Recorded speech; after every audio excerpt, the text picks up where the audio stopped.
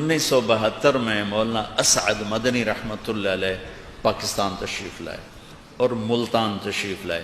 میرا ضلع ملتان ہے، اس کے قریب میرا گاؤں ہے، اور میں 1972 میں 3 چلے مکمل کر کے دینی تعلیم کے لیے اپنے ہی علاقے میں ایک مدرسے میں داخل ہو گیا. چونکہ رائمنڈ والوں نے مجھے داخلہ نہیں دیا تھا کہ میرے والدین ناراض تھے، تو وہ فرماتے تھے کہ جب تک تمہارے والدین راضی نہ ہوں ہم تمہیں داخلہ نہیں دیں گے.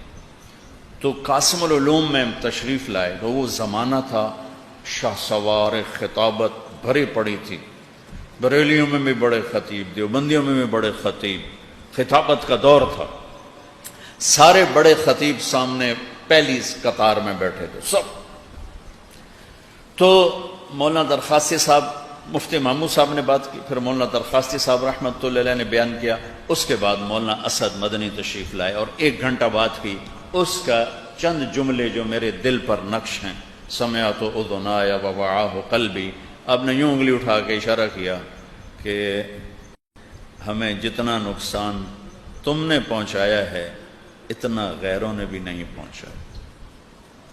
میں ممبر رسول پہ بیٹھا ہوں اور خطابت کے شاہ سوار بیٹھے تھے، دیوبندیوں کی خطابت کے شاہ سوار، اور یوں کہا ایسا، ہمیں جتنا نقصان تم لوگوں نے پہنچایا ہے اتنا غیروں نے بھی نہیں پہنچایا.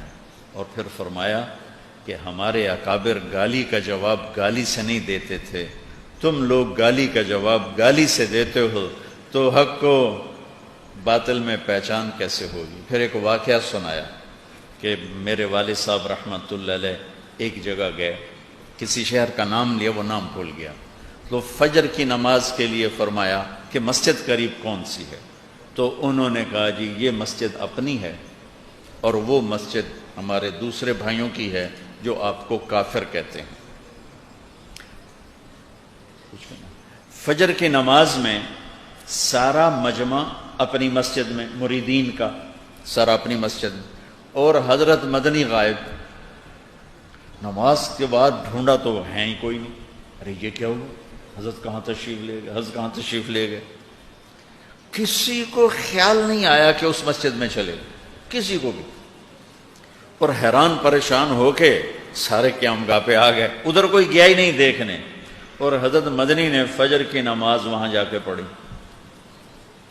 نماز کے بعد امام صاحب سے ملے، السلام علیکم، جی میرا نام حسین احمد ہے، میں دیوبند سے آیا ہوں، مجھے پتہ چلا ہے کہ آپ میرے بارے میں کوئی اشکال رکھتے ہیں، تو میں خود حاضر ہو گیا ہوں تاکہ بیٹھ کے بات ہو جائے.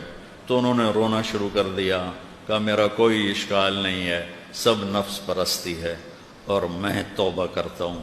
انہوں نے اسی وقت ان کے ساتھ چل کے آ کر حضرت کی قیام گاہ پر بیٹھ کے ساتھ ناشتہ کی.